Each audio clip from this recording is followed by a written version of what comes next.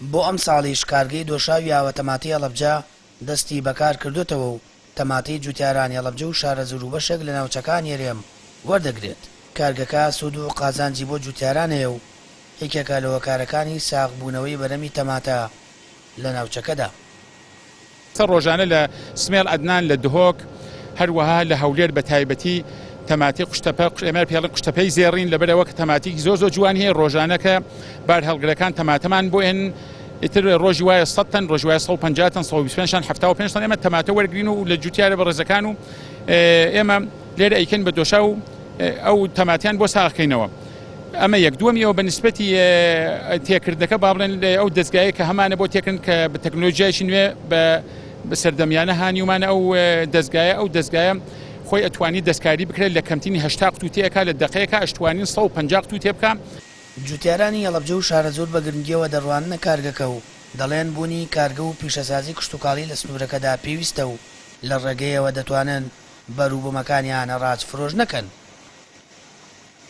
ئێستا چەند معمەلێکی دۆشاوی تەماتە هەن لە کوردستانە خۆشبەختانە کەمێک لە بازار کەمەکەنەوە باشە ئەرکێکی کەمەکەنەوە لەسەر جوتیار، بەڵام باشتر وایە پشتگیری باشتریان بکرێ بۆی بەرهەمەکانی وان ساب بکرێتەوە لە خوالی عێراق و هەناردەی دەروی وڵاتیش کرێ، چونکە ئەو تەماتەی لە دەشتی شارەزور و پێنجێن و وە کوردستان بە عاما پێگا تەماتەیەکی جۆری باشن، ئەوان دەتوانن سیفاتی باش بێرن خۆیان لە وڵاتان و معاملەکان بێرن بیدەن بەدەست ئێمە جوتیار و ئێمە دەتوانین ئەو بەرهەمانە کە ئەوان پێویستیانە بۆ معاملەکانیان ئێمەش بەرهەمی بێرین و بە کوالێتێکی زۆر باش تەسیمیوانی.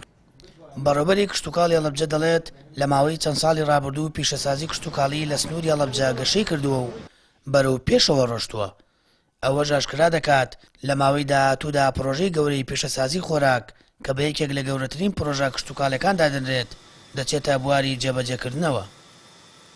بەردەوامیش داخوازی داواکاری زۆرتر دێتە لامان بۆ ئەوەی پرۆژەی گرنگتر و ئەوانە ئەنجام بدرێت. لە بواری گاوداری پرۆژەی زۆر باش ئەنجام درراوە، لە بواری کارگە و کارخانەش یەک دوو کارگەی بڵێن کشتتوکاڵی دروست کراوە و لە ئایندەشا پرۆژەیەکی کۆمەلگای خۆراکی دروستەکرێت لەسەر ڕووبەری 25 دوێنم کە بژانەوەیکی زۆر گەورە لەم ناوچە دروست ئەکا. لە هەڵەبجە چەندین کارگە و پیشەسازی کشتتوکاڵی هەیە کە بۆ تا جێگەی دڵخۆشی جوتیاران و ساڵانە دەتوان بەرەمەکانیان بەو کارگانە بدەن.